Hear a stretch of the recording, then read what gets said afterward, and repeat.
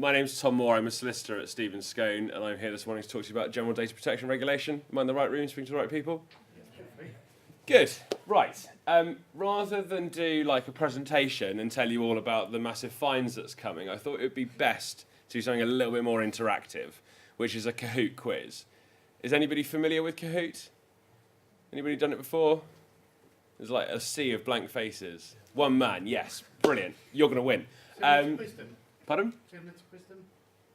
I wouldn't know because I don't know what Quizdom is, but let's say yes. Right, who has a smartphone? Good. Who has it on them, charged, capable of using it, possibly to browse other material where you listen to me drone on about data laws? Yeah. Get it out and go to your browser on your smartphone, generic phone, and type in kahoot.it is the address of where you're going. And then you're asked to enter the game pin, which unsurprisingly is 887190. And whilst you do that, I will grab myself a quick drink, because the numbers are going up and down. There's more than 10 of you here, aren't there? 11?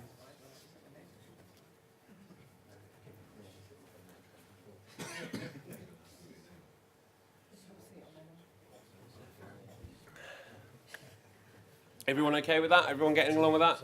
Anyone having significant technological issues at Nexus?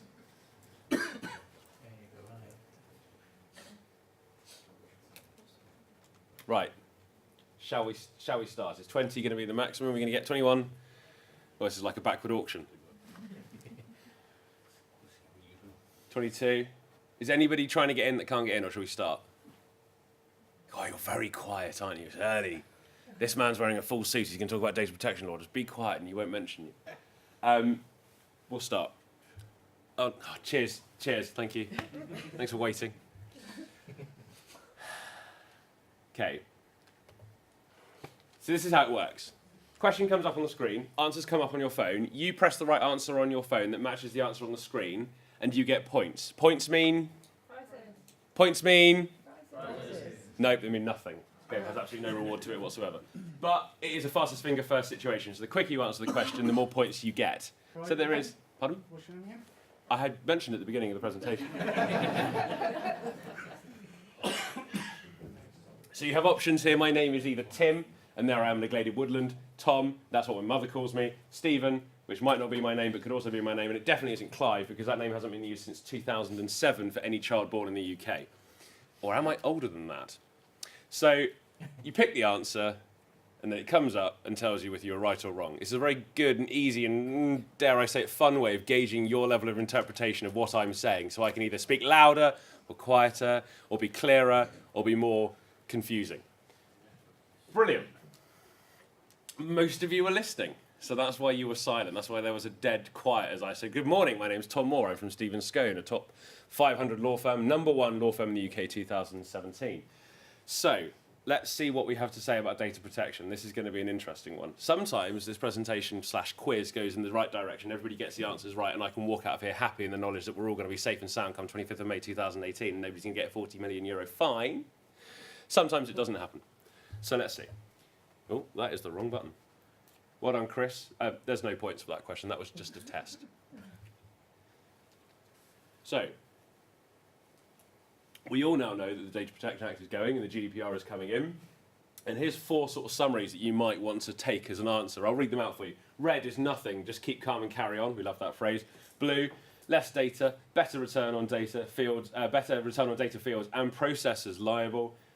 Yellow/amber. If you're DPA compliant, there's nothing to worry about. And green is marketing will become a difficult, if not impossible, task. Although my marketing team tell me that's already the case, dealing with idiots like me. So you've got 4 options. 2 are probably more obvious than others. And the quicker you all answer, the quicker we get through this pain. And there's only 18 seconds left. There is a timer as well, by the way. Otherwise, we'd be here forever, wouldn't we?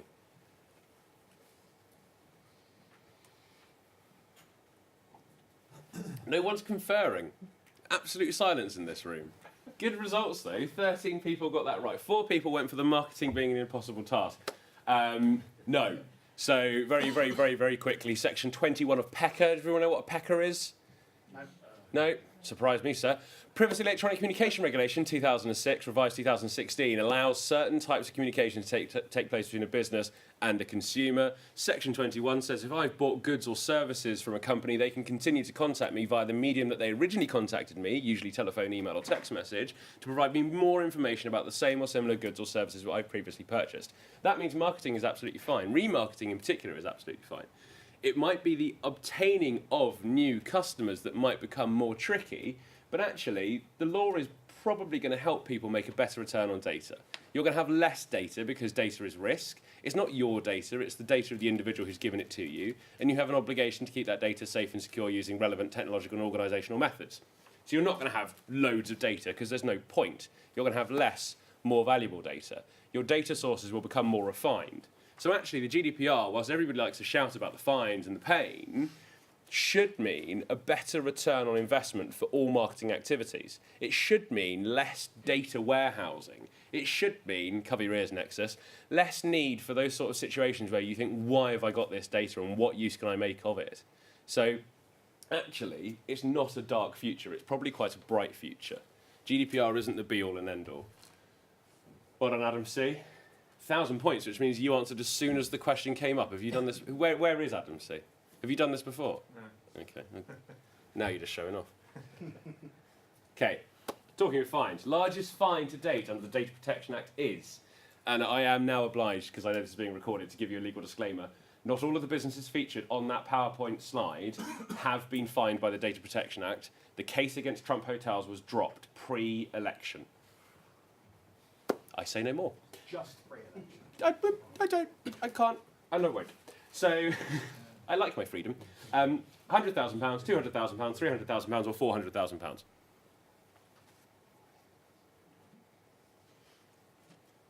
And the one that received the biggest fine is also up there.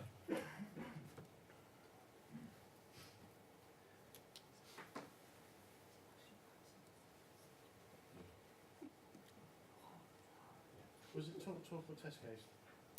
Very good question. It was TalkTalk is the strict answer, although they have appealed their fine. So the opportunity to appeal a fine is always available, and they have appealed, so it may go down. At which point it becomes Tesco, because they've been issued the same fine as TalkTalk, but TalkTalk were first. Not that it's a competition to get the highest fine quickest, but TalkTalk have got a little badge of honour. So £100,000 is not entirely a red herring. It's the largest fine that's been issued to one individual under the Data Protection Act. Chap in Glasgow who was just nefariously providing data to a double-glazed sales business and claiming that he was going out on the street chugging for it, and in fact he was just scraping it off of data sets online. £200,000 is quite a regular amount for the NHS to be fined. They often leave details along with cadavers in hallways, and people often think that the best route there is to fine the government for the money that they put into the system to come out of the system. And then £300,000, not often seen, and £400,000 is the biggest fine to date. Extra bonus point, does anyone know what the actual cap on the fine is? On the Data Protection Act? What the absolute maximum is? Have a stab in the dark? 400,000. You reckon it's 400,000? Makes sense, doesn't it? Yeah. TalkTalk, absolute idiots, biggest fine. No. You can go to £650,000 under the Data Protection Act, or the headline figure is 500,000 plus costs. So they've never gone to the maximum. The Information Commissioner's Office have never bothered to go to the maximum fine. But that's because they're in a bit of a sticky situation. Well done again, Adam. And I talked about this earlier, so this should be absolutely straightforward. But they're in a sticky situation because they've never had the opportunity to really levy a fine of that level because they're a small organisation. So you've got an option now, GDPR, €4 million, 4% of global turnover, the lower of 4% and €20 million, or the higher of 4% and €20 million. For the currency buffs in the room, €20 million is about £20 million.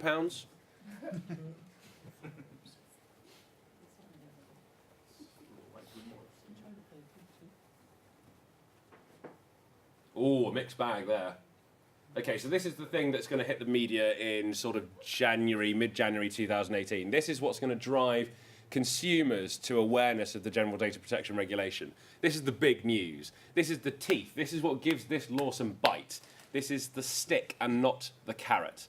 The fine, the maximum fine under the General Data Protection Regulation is 4% of turnover or 20 million euros, whichever is the higher. So if TalkTalk were fined under the GDPR, estimates put the fine at about £17.8 million, which means they would close down. They would not be operating as of today. So it. Would it be in Tesco's bank then? Yes, your money would also be gone, sir. Yeah, but Tesco's bank would have been sort of billion, wouldn't it? Tesco's bank had a separate investigation with the FCA, which complicates it further. So if you have personal data, which is what TalkTalk had, that's one issue. If you have sensitive personal data and financial information on individuals, and you lose that, that's a second issue. So you have a double whammy of fines. So Tesco is a nightmare situation, but their fine under the Data Protection Act and the GDPR is lesser than that of TalkTalk's because of that reason. So there's a separate fining body. Doesn't matter. Let's just look at TalkTalk as a really basic example. That would put that business out of business. That means that ICO don't have to go, as they haven't with TalkTalk or with Tesco, don't have to go to the top end of their fine to really punish a business anymore. Even worse, the ICO have been shedding jobs for the last 2 years because there was a plan under the GDPR that everybody would relocate to a lovely Central European location for the enforcement of the GDPR. And of course, we have voted to leave the European Union, and consequently, we cannot travel to this lovely centralised location, probably in somewhere in Belgium, to enforce the fines. We have to do that ourselves here. Well, for the last 2 years, the Information Commissioner's Office have said goodbye to quite a few people because they didn't need them because they thought they were relocating. All of a sudden, there's a staff shortage, and there's now talk of consultancy, or let's face it, Sercoing, or even worse, G4S'ing, by which I mean getting the army in, the application of these fines to businesses, at which point it becomes a for-profit organisation, a lot like the Charities Commission have faced over the last 4 years, where they've shrunk from 300 people to 18, essentially 18 skeleton crew staff. So you're looking at a situation where the Information Commissioner's Office now have teeth to go along with their bark. They have the ability to fine, but they will need to fine to generate revenue so that they can continue to operate in the marketplace. They are becoming less and less of a government organisation and more of an enforcement organisation. They will be doing less guidance and advice. They'll be doing more of this. So there is a genuine stick here, and there is a genuine stick for a genuine reason. The Data Protection Act is out of date. It was first drafted in 1986, came into law in... Data Protection Act 1998 came into law in... 99. God, none of you are lawyers. So the 1999 law was at a time when the Nokia 5110 was launched. Big shout out for the 5110. Great for killing a man. Yeah, exactly. You could charge it in once and it would still be working now. But actually, for the obtaining of data from third parties, useless. Absolutely useless.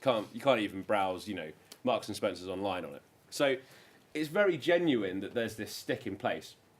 Oh, I'm sorry, Adam. Marks trumped you. There's genuine reason for this stick to be in place, but you have to focus as well on the carrot. You have to also focus on the fact that whilst most people won't go around trying to fine you or get you investigated by the Information Commissioner's Office, consumers might not choose your business, or other businesses might not choose your business if you don't show that you are at least trying to be GDPR compliant, because they do not want to become part of that risk. Because both controllers and processors become part of the risk under the GDPR, whereas currently, processors aren't a problem. So this is something that I alluded to earlier about PECA. The cookie law, as it is often referred to, an infamous piece of legislation. And it has some consequences under GDPR, which has been a bit overlooked in the press. So, RIP cookies, no one liked you anyway. No, notice and user consent needed. Sort of, the law is a nonsense, but notice is required. Or it's getting worse and there will be robotic enforcers. Now, I have to admit, this quiz system only allows for one right answer, but there are actually two right answers. So you just have to guess which right answer we decided was the right answer, if you see what I mean. We could have written the quiz differently and only given you one, but we thought, no, let's make this more complicated than it needs to be. We're lawyers after all. So there are two right answers. I apologise profusely. But if you get the right one that's wrong, it's still wrong. Is that clear? So we all know what a cookie is? Not the food, but the Hansel and Gretel breadcrumb of data that's left on a device after you visit a website. Oh dear. I mean, that's not a bad approach, is it? Notice and user consent. That sounds like the sort of thing that the law would want. It isn't. The things are nonsense. The other one is the robotic enforcers. That's also right. So the European centralised agency of enforcement, whatever they call themselves, they regularly rebrand because nobody can pronounce what they call themselves on a weekly basis. Have gone down the route of putting in bots, essentially, that trawl websites looking for active cookie notices. Cookies, by the way, obviously fall under both the Privacy Electronic Communication Regulation and the General Data Protection Regulation because they can be used to give a fantastic profile of a person's habits online. So if you want to use a remarketing tool, you can look at somebody's browsing activity, you can then remarket to them across various sites and pick the sites you want to market to. If you're Amazon, they ran a trial in Germany about 2 years ago now. They went down the route of using cookies just to identify the buying habits of particular individuals in particular areas. They would identify what they were likely to buy next. They would pre-ship that item to the nearest depot on the back of a lorry because the logistics allowed them to do that because of the weight allowance. They would then have it in the depot at essentially no cost because it's just travelled on a lorry that was going there anyway. They'd then email the person to say, Guten Tag, that's my German done, we have an offer for you, which is this item and it is 20% off because it's down the road. And by the way, if you buy it now, we'll give it to you tomorrow because it is so close and we can deliver it that quickly. 90% of respondents were positive. And that's how powerful cookies have become. So when this law was first launched, everyone was like, cookies, what a waste. It's just what the BBC have at the top of their webpage, like 14 lines of text. Nobody wants to read it. It doesn't matter. Very quickly became evident that actually they're very, very powerful pieces of information, very good ways of gathering data on individuals. And General Data Protection Regulation doesn't want people gathering data on individuals without their informed consent. So consent is required. But it's not active consent for cookies, and this is where the whole thing becomes really messy, right? So if you're giving your data to a third party and they're going to deal with it in one way or another, you, as an individual, have to give active consent for that person to deal with it. If you're having cookies on a website, you don't have to give active consent, you just have to be made aware. So the definition of active consent now varies across different levels of medium. It is incredibly complicated. It is also an incredible nuisance, and it's a complete load of crap. Because if you say, no, I don't want cookies, a cookie is installed to remember that you don't want cookies. But there we are. That's the world. Isn't there a new regulation coming out with cookies after the GDPR comes in? Yes, but not for us. Richard, you're on fire. Don't know if that means anything to you, but there we go. And no, you're streaking, actually. That's different, isn't it? That's more of an issue. Right. Website's probably one of the sort of shop fronts of today, I would say, and a key area for GDPR compliance, because if you are compliant online, it looks good for the rest of the world and reduces your chance of a full blue glove investigation. You're all craning your necks. So there's 4 answers. Website stuff, generic blurb about rights and cookies and stuff, terms and conditions of business, stuff about privacy, all of these, plus website and reservation T's and C's. Depending on the type of business you operate, of course, you might not have reservations, you might have service provision, you might have... What was this for? Oh yeah, because it's Apple. For anything that involves consumer interaction on both a intranet level and a real-life hello-to-the-face level. You know, where you actually see people, which is a thing of the past. So it's one of those 4 things. There's no 2 right answers in this one, thankfully.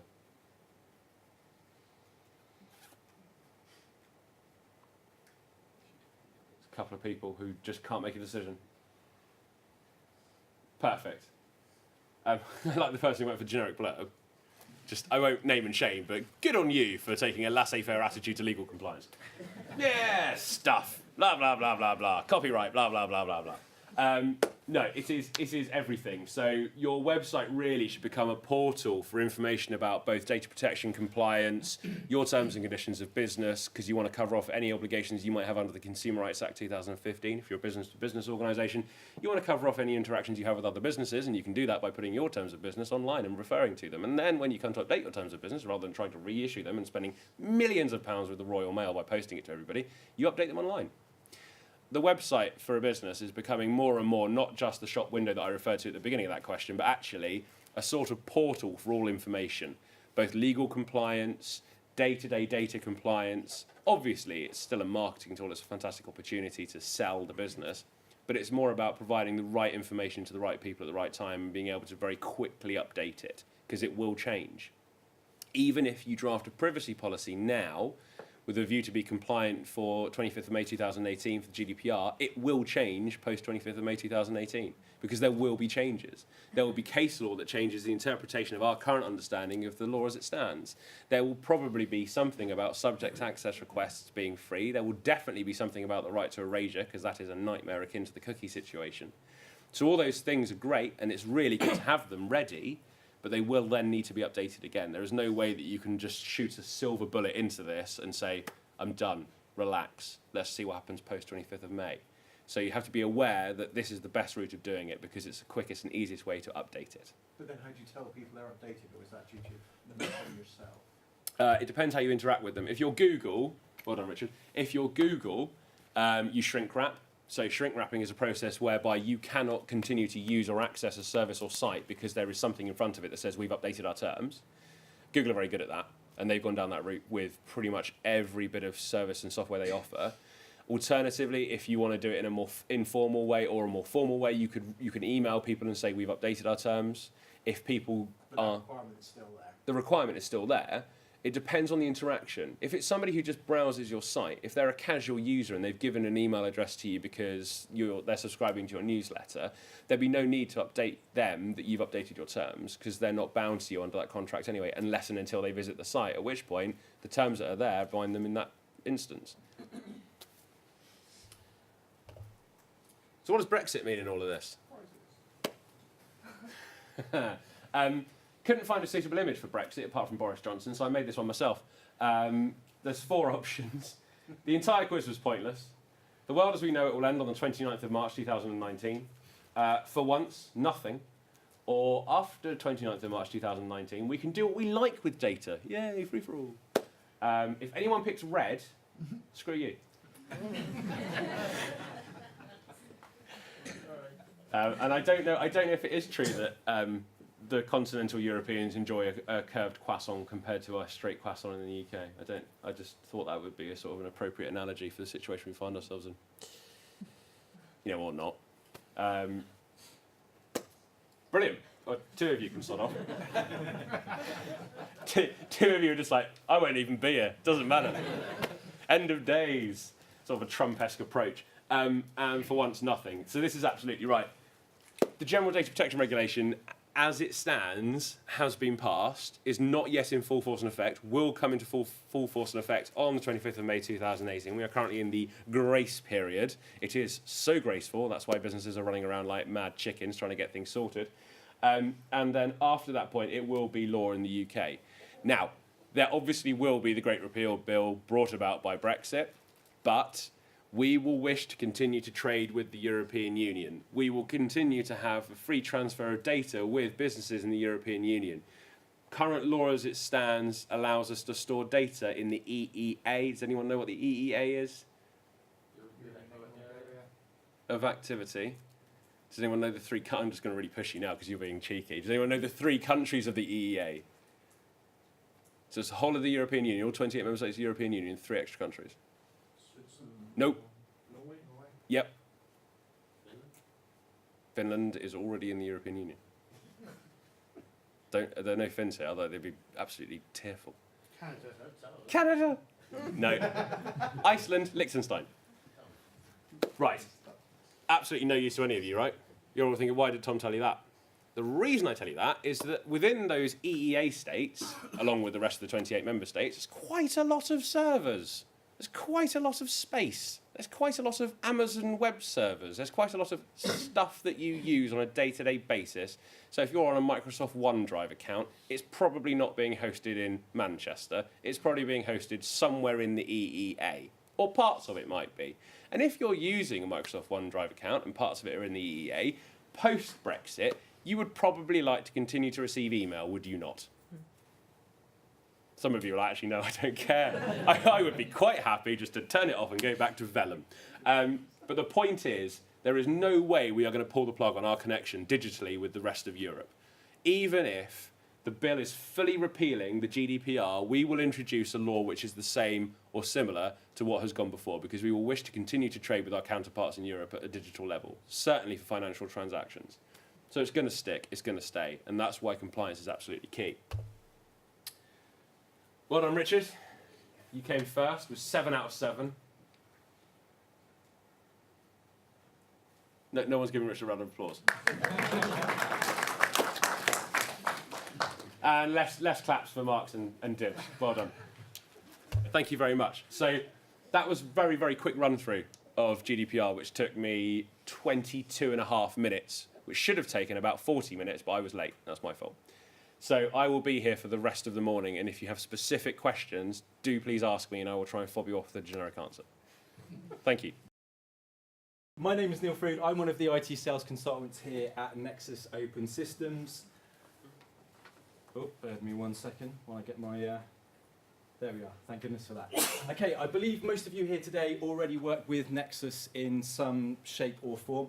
For those of you that don't, this is a little bit about us. I'm not going to spend too much time on this slide, but one of the things that we are especially proud of is this thing here, our Microsoft partnership. Not only are we a Microsoft partner, we're a Microsoft Gold partner, and we are in fact in the top 1% of Microsoft Gold partners globally. So that will give you an idea of our credentials.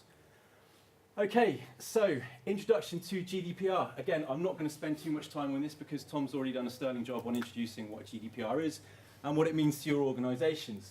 But essentially, in a nutshell, what GDPR entitles us to as individuals and citizens of the European Union is our right to privacy.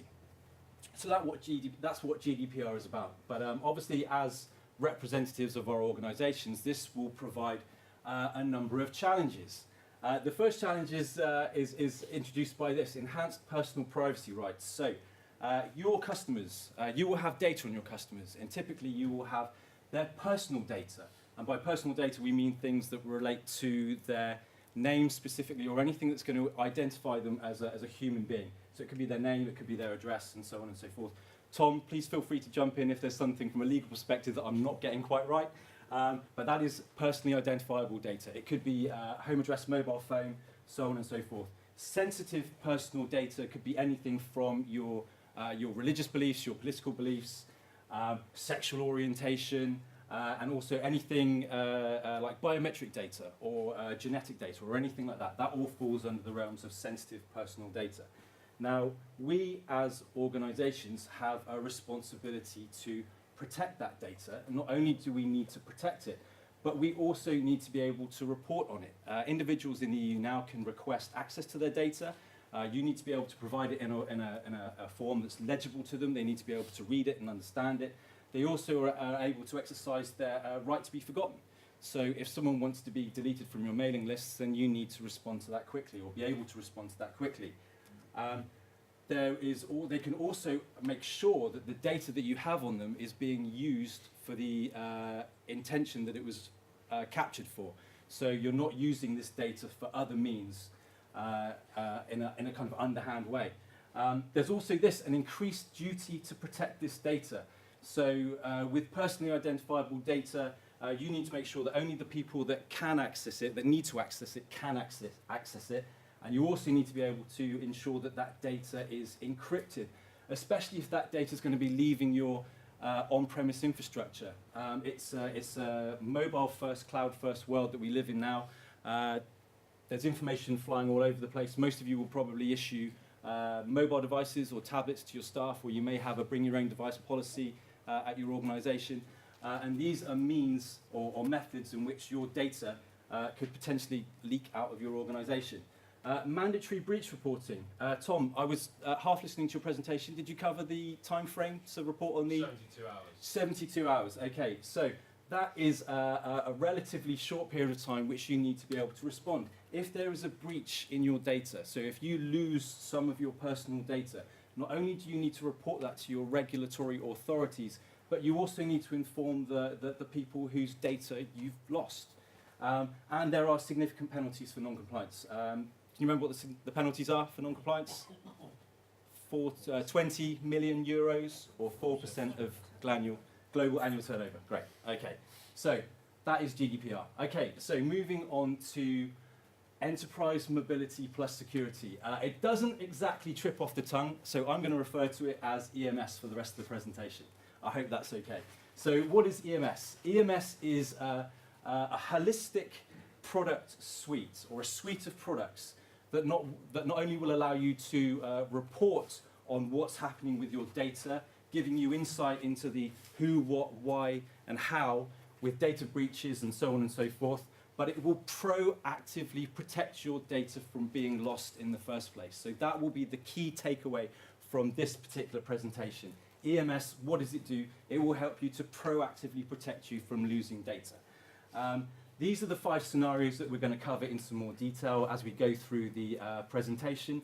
And there's a number of, each product relates to each of these scenarios. Now, excuse me, when a company embarks on its journey towards GDPR compliance, there's normally 4 stages that are involved. The first stage we refer to as discovery. And this is the process of identifying where all of your personally identifiable information is kept.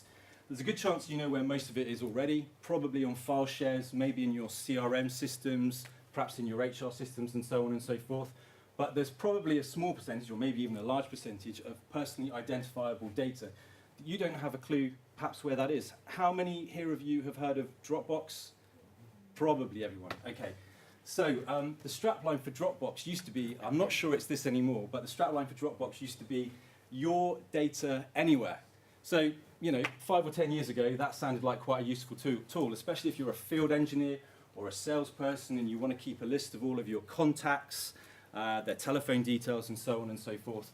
But with the introduction of GDPR, it's a potential nightmare, right? You could have your personal information literally anywhere. So we're talking about discovery. That's typically the first stage, finding out where your data is stored. The second stage is then management. Once you know where all of your personally identifiable data is, how do you go about managing that data? You've probably got somewhere in the region of hundreds of thousands or potentially millions of files. You're not going to have an opportunity to check each file individually. You need a way in which you can classify those files and label them so that you can perform searches and queries on that files to be able to identify what is what and what contains the information that you're trying to get after. So the second stage is management. The third stage is protection. Once you know where your personally identifiable data is and you're able to access it quickly through a series of searches, you then need to put in controls to protect that data. So we're talking about access policies and we're talking about encryption. And then finally, we're talking about reporting. That's the final stage. So once you know where all of your data is, you then need to be able to report on that data quickly. You may have a customer who wants to know what data you're keeping on them. You need to be able to react to that and find all of that data as expediently as you possibly can. So that's a brief introduction to EMS. We talked about, there's 5 products in the suite. We're going to look at each one in a very high level, as quickly as we can. The first product we're going to talk about is Azure Information Protection. That concerns classifying, labeling, and so on and so forth. Then we're going to move on to Azure Active Directory. I'm guessing most of you here know what Active Directory is already. We're going to talk a bit about what Azure Active Directory has to offer. Then we're going to move on to Microsoft Intune. We're then going to look at Microsoft Cloud App Security. And finally, we will take a quick look at Microsoft Advanced Threat Analytics. Those are the 5 products in the suite. Okay, so sorry if I'm running through this very quickly. I appreciate that we've got quite a bit to get through in not a lot of time. So Azure Information Protection, or AIP. Now, we mentioned earlier about classifying and labeling your data. When you're looking at all of your data, it's going to be important for you to be able to identify quickly which data is confidential, which data is perhaps internal only, which data doesn't contain any personally identifiable information at all. So you can use AIP to classify and label all of your data in this manner. So say if you've got confidential internal memos, chances are you want to flag those up as being confidential and internal. Now, you can use AIP to intelligently scan all of your data and identify automatically which of your documents and your files contains personally identifiable data. And the way in which this works, to use an example, is, let's think of an example. Okay, so your national insurance number. Your national insurance number typically will have the same format. It will be 2 letters, followed by 2 numbers, followed by another 2 numbers, and another 2 numbers, and finally a letter on the end. You can scan all of your file stores, whether in the cloud or on-premise, using AIP to find all of your information that contains any data that uses that string. So anything that looks like a national identification number or national insurance number, it will find, and you can set it to automatically classify that data as being confidential. Another good example would be credit card or debit card numbers. Typically it's 16 numbers, the long number on your credit or debit card, 4 blocks of 4. You can scan all of your data and look for your customers' payment information and scan that as being confidential, label that as being confidential as well. Once you've classified and labelled all of your data, you can then take steps to protect it. And here we're talking about using access rights and encryption. So it stands to reason if you've got any information, payroll's probably a good example. If you've got personal identifiable information in payroll, your payroll files, as I'm sure you will do, you don't want anyone in your organisation or outside of your organisation to be able to look at that. So you can lock that down using access rights. So that would typically only give the permissions to maybe the finance team and the accounts team to get at that data. And you can also encrypt data. So you don't need to go through each file individually and encrypt them one by one. Based on the classification and the labelling that you performed in this step here, you can automatically encrypt all of your data. So confidential files and so on and so forth, apply encryption to all of them. And with monitoring, this final step here, you can analyse the data flows, detect risky behaviours, track access, and take corrective measures. So by this, what we mean is you can see who has opened what file from where and at what time. So if we look at the next infographic, I'm not going to spend too much time on this because we've already covered off quite a bit of it already. Classify, label, protect. In this example here, we've got a document called codeblue.docx. I'll come on to that docx bit in a minute. And here we can see who has accessed this file and where they've accessed it from this infographic here. Now, just as a point of reference, most Word documents are called .docx. When a file has been protected with AIP, it changes the suffix to .s to show that it's got AIP protection on it. Now, the protection that you built into that file lives with the file and it stays with that file until the file is eventually deleted, at which point the file's deleted, so it's gone anyway. A good example of how this protection lives with the file is from time to time we'll get sent literature from Microsoft. So this might be a slide deck or something along those lines, and they use AIP to protect their own information. So with the slide deck, we can't edit it, we can't copy it. If we try and take a screen grab of it, we can't do that either because the protection is built in. The only thing you can literally do if you want to copy that information is get your phone out and take a picture of the slide. So that is a good example of AIP in action. Okay, so moving on to the next product in the suite, Azure Active Directory. So you guys all know what Active Directory is, right? I'm guessing? Yeah, okay. So Azure Active Directory essentially is the Active Directory that you already know, but in the cloud. And the advantage of having it in the cloud is that there are a couple of additional features which are certainly useful tools to have when it comes to protecting your data. One of the most important ones is this one here, multi-factor authentication. You guys already know what multi-factor authentication is, I would guess. Yeah, okay, so typically it's a combination of authentication methods which you use to access data. Basically, it's something that you would know, typically a password or a PIN, something that you have that can't be easily replicated. So this would be a mobile phone. For example, historically it might have been a Vasco token or an RSA token, and something about you as well. So this could be a thumbprint scan, it could be facial recognition, potentially even a retinal scan. So using a combination of those authentication methods gives you this multi-factor authentication. A good example of this in action would be, I was at a customer site up near Bath the other day, and we were talking about one of their systems, and we wanted to review a report that one of our engineers at Nexus had produced on this particular system. This report was saved on our SharePoint online server. He'd emailed me a link to this document, and whilst we were sat in the comfort of the meeting room, I clicked on this link to open up this document on our SharePoint online server. So it takes me to a web interface, Office 365 web interface, where I put in my first form of authentication. That's my username and password, domain username and password. Now, Azure Active Directory, in combination with the other products in the suite, is intelligent enough to work out that I'm not actually sat in the office accessing my data from my desk. I'm somewhere else that's unfamiliar. So, based on conditional access policies, it prompts me for a second form of authentication. In my case, we have an app set up on our phone. So if someone tries to log in to SharePoint Online from anywhere outside of our organisation, I get sent a message on my phone to say that someone's tried to use my credentials to log into access this corporate data, and I have to approve that request on my phone. So that is probably, that's a good example of multi-factor authentication in action. You can also have text messages or automated phone calls giving you codes and whatnot to be able to enter into the web form to be able to get to that data to, whatever's going to work best for your organisation. You can also manage access to data in much the same way that you administer users and groups in Active Directory at the moment. So You can assign permissions to individual users, which is not really best practice, or you can assign permissions to data based on group membership. Okay, so this is Azure Active Directory. This is it in action. So here I was, the user in Bath, logging in to our SharePoint Online server with my username and password. These are the conditional access policies that kick in at this point. My location. Okay, so I'm not in the office, I'm somewhere else. What app am I trying to use to access this data? In this case, I was using a web browser. What device was I using? I was using my laptop, which is a domain joined laptop. What's the risk? Now, there's a bunch of analytics that go on in the background to try and work out what the associated risk is with this data access. If I've tried accessing that data several times in a row and I've got the password wrong every time, this might indicate a brute force attempt or a brute force attack onto your data. So based on this conditional access policy kicking in here, one of three things will happen. It will allow you access to that data straight away.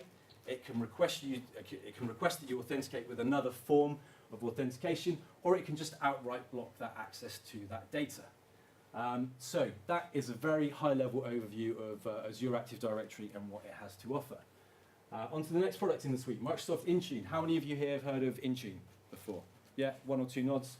Okay, so what is Microsoft Intune? It is it's Microsoft's cloud-based mobile device management and mobile application management solution.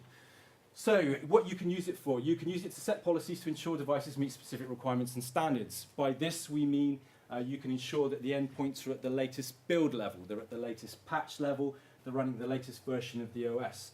If you've got a bring your own device initiative at your workplace, you can enforce pins and passwords on your users' mobile devices or the tablets that they're bringing in from home before they can access that data. You can enforce things like encryption as well to ensure that either iOS devices or Android devices are using the highest level of encryption available. You can also, so Intune doesn't just refer to mobile phones and tablets. You can also use it to manage and protect laptops, desktops, Apple devices such as MacBooks, and so on and so forth. So once you're in the position whereby you're managing all of these devices and you've set your access policies and you've joined them to the domain, enforced strong passwords and so on and so forth, you then need to consider the apps that the people will be using on these devices. Now, you can provide what we call app-level authentication. So what this means is if your user has a phone, they've put in their PIN or their password to access their phone, they then launch an app to be able to access your corporate data, which potentially could contain personal identifiable data. They then have to add or perform another form of authentication to be able to access that data again. So you can enforce that at the application level.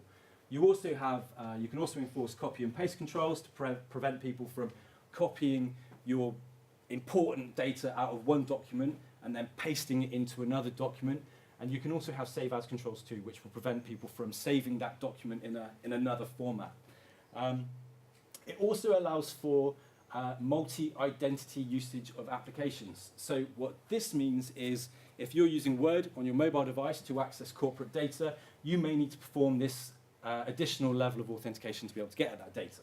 However, if you're opening up a Word document that's been sent to you from your kid's school, telling you about their sports fixtures for the coming term, and it's been sent to your Gmail account, which is your personal account and not your work email account, then you can use Word to open up that document straight away without having this additional level of authentication built in.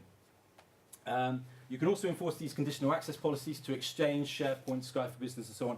Again, this is important if you're using a bring your own device initiative. People are using their own phones, and you're looking to give them access to their corporate email on their own devices. This is where these conditional access policies would apply and where they're important. Okay, so here we are. This is the infographic for Intune. One important thing to note, do any of you actually have bring your own device initiatives at work? It's becoming more and more common. No one? A couple of people? Couple of people, some people, okay, right. No doubt your users will sometimes get a bit twitchy about bringing in their own phone and enrolling it on your organisation because they've probably got photos on there of little Timmy or pictures from their holiday and so on and so forth. They don't want some overzealous administrator just remote wiping their phone because perhaps they've misplaced it for 2 minutes. So what Intune will allow you to do is have this multi-identity support which will differentiate between the corporate data being held on a mobile device and the user's personal data.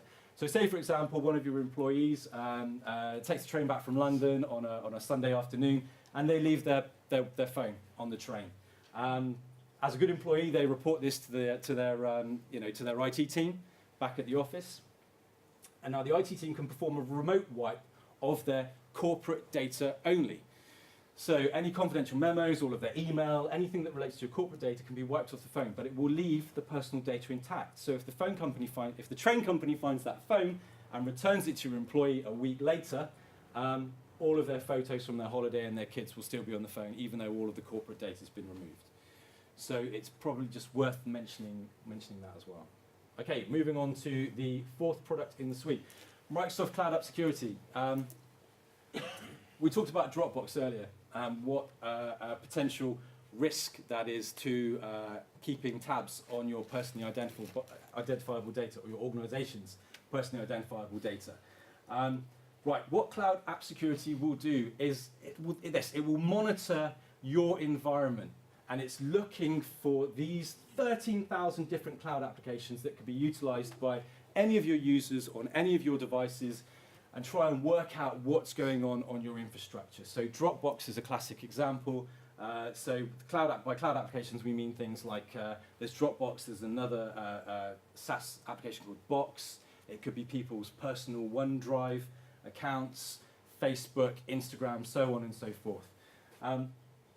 Once these applications have been logged and recognized that they're actually being used on your network, each one will be given a scoring assessment, a risk scoring, and that there'll be an ongoing risk assessment for as long as you can continue to monitor your network.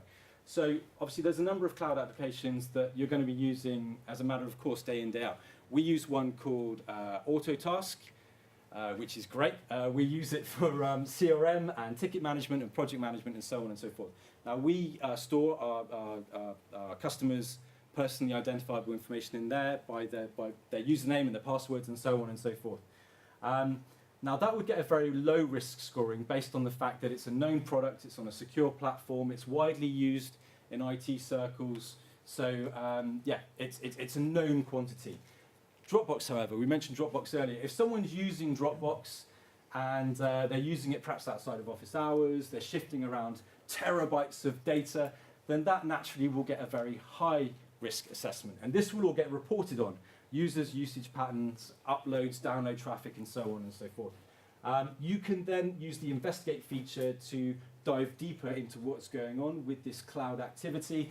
And hopefully by the end of all of this, you will have a much better understanding of where all of your personally identifiable data is. There's also some alerting which will notify you of policy violations too. So this is Microsoft Cloud App Security in action. I realize I'm doing a lot of talking here, so I'm going to go on to the next product, the final product, which is Microsoft Advanced Threat Analytics, or ATA. So what is ATA? It is a machine learning piece of software. It studies the behavior across your network, and it creates a security footprint to identify what is normal behavior. The best analogy that I can use for ATA is probably what currently happens with your credit card protection services that you have right now. My father is, he's a 72-year-old man. He's lived in the west of England for most of his life, and he can't swim. Don't judge him on that, he's a good guy. So if the credit card company detects that all of a sudden someone's using my dad's credit card to buy surfing gear in Bermuda, then it stands to reason that's probably a fraudulent activity, and that's not my father doing that. So this, at a very high level, explains how ATA works. It searches for abnormal behavior, so abnormal resource access and unusual working hours. Anything outside of what it deems to be the norm based on what it's learned through this machine learning. So for example, my working hours are 9 in the morning till 5:30. So if this detects that I'm still at my desk at 5:35 in the afternoon, then that's highly unusual, and an alarm bell should probably start ringing. Advanced attacks in near real time based on techniques, and procedures. So it is aware of the most common data breach methods, and it will report on those. So things like brute force attempts and so on. Known security issues with weak protocols and protocol vulnerabilities. So without wanting to get too techie, some of you will be familiar with SSL, SSL2, SSL3. They're now deprecated as protocols, and some of the earlier versions of TLS are also deprecated too. So any activity using these protocols here will also be reported on. Finally, we have monitoring and reporting. Should you be unfortunate enough to have a breach of your personal data, what ATA will do is provide you with an attack timeline that will provide perspective on the who, what, when, and how. Now, this is going to be essential because you're going to need to report the nature of this breach to the authorities within 72 hours. It will also provide you with recommendations, providing tips for further investigation and remediation for each suspicious activity. And it will also include security reports, user-specific reports, activity logs, audits, and so on. Another good example of ATA in action would be, okay, we have a customer, he's the director of an organisation, his name's Gavin. No one refers to him as Gavin, he doesn't refer to himself as Gavin. He always signs his emails off as Gav, regards Gav, on every single email. Now, are any of you here familiar with spear phishing? Do you know what spear phishing is? Okay, so spear phishing is when someone assumes the identity of someone else, contacts someone in your organisation to elicit information or money or something like that based on this fake identity. So if someone, it just so happened that someone tried to assume the identity of this guy, Gav, the director, but they signed this email off, instead of signing it off as Gav, they signed it off as Gavin. So it's only a very small thing. But through machine learning and behavioural analytics, ATA is clever enough to know that Gavin, or Gav, never signs off as Gavin, he always signs off as Gav, and the fact that this person signed off as Gavin set alarm bells ringing, that there was perhaps something suspicious going on here. So that is advanced threat analytics in a nutshell. Okay, so here's the infographic. Analyze, learn, detect, and alert. At a very high level, that's what ATA does. Here we've got a good example of something that's been going on, or an alarm that's been raised. Suspicion of identity theft. Wayne Hatton exhibited abnormal behaviour based on the following. He performed interactive logons from 4 abnormal workstations. Maybe Wayne works in marketing and he's been trying to log on to some of the finance workstations that are located on the other side of your offices. He's tried to request access to 6 abnormal resources. So this is basically, Wayne is trying to access stuff that he wouldn't typically access. So this has been alerted as well. He's exceeded the normal amount of working hours. So who knows what's going on here? Maybe Wayne has got another job with one of your competitors on the quiet, and he's trying to illicitly secure himself a decent amount of your personal confidential information to give to his new employer as some sort of gift. Now down here it will provide you with recommendations on how to deal with this. You can disconnect or isolate the relevant computers from the network to prevent Wayne from his malicious activities, or you can contact Wayne directly and ask him what he's doing. So this, in a nutshell, is how ATA works. Now, I appreciate that I've run through that fairly quickly. We've come up to 10:30, leaves us about half an hour to go through Howard's presentation. We'll have a short break now for some coffee in a second. If you want to find out more about EMS, then you can go to this website here, microsoft.com/GDPR. There's a lot of useful information here, and it will also give you some insight into Microsoft's journey towards GDPR compliance. Even though they're headquartered in the States, they have a lot of customers in the EU. So obviously it's important to them. You can talk to one of our technical consultants at the end of this event. My colleague Ross Parkman is here at the back of the room. If any of you have some more granular technical questions, then please feel free to catch up with Ross or myself at the end of this. You can also contact your Nexus account manager. We do have another deck which covers EMS. It's a lot more granular. It provides a much deeper technical dive into the technologies. It takes somewhere in the region of an hour and an hour and a half to run through, and we'd be more than happy to go through that with you from your offices. If you don't have a Nexus account manager, feel free to give me a shout at the end of this presentation. You can also sign up for a free 90-day EMS trial at microsoft.com/EMS or /EMS. We'll be sending out an email to you all after this workshop with all of these links in. So finally, we do have a certified GDPR practitioner course. This is the course code just here, QAC GDPRP. That's running from Monday the 8th of January to Friday the 12th of January next year, 2018. This is the RRP. This is what we're offering the course at, so $12.95 plus VAT. To find out more, you can visit our website under training exams just here. Thank you very much. That's EMS. You've been great. Thank you.